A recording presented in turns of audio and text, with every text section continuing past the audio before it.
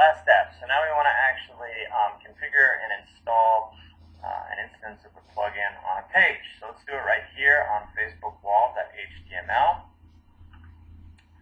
So you can see that I have facebookwall.html open. That's in the web root of ironlasso.com. I also have my jQuery Facebook wall folder on the web root of ironlasso.com. So the easiest way to do this is to work off of one of the example files that's included with the plugin. There's three of those. There's index.html, there's single column.html, and there's wall.html. So if we open up index.html, we'll start at the top. There are minified and non-minified versions of the CSS and JavaScript. I'm going to use the non-minified versions just for the sake of examples. So we copy our CSS, we paste that into the head. Moving down, we need the actual div that the Facebook wall is going to be installed in. So here we have a wrapper around the actual Facebook wall. We don't need the wrapper, but it's going to limit the size to 70% of the screen. That's the way it's done in the example, so I'm just going to leave that in there for the time being. The next thing we need to do is load jQuery onto the page.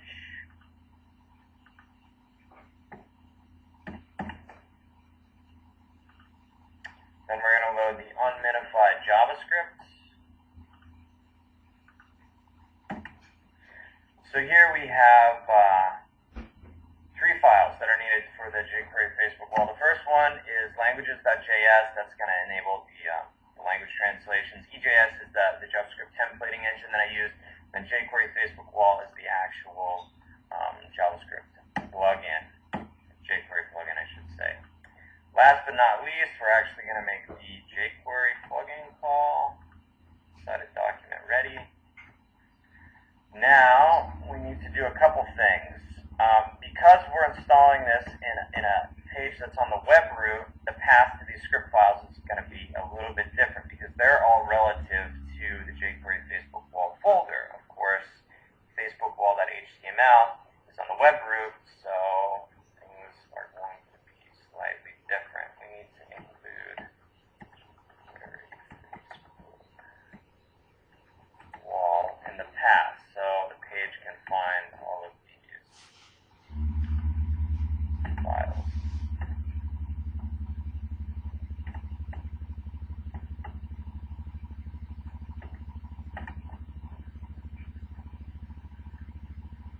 Now we need to use the app ID that we got earlier.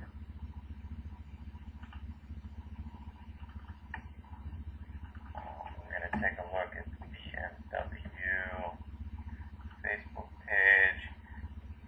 The domain is the same, display style is the same. We're going to use the French translations, post comments, albums, events, and debug are all explained in the documentation. Debug, if you're familiar with the JavaScript console, will print out a bunch of debugging information if you have it turned on. So we go ahead and we save that.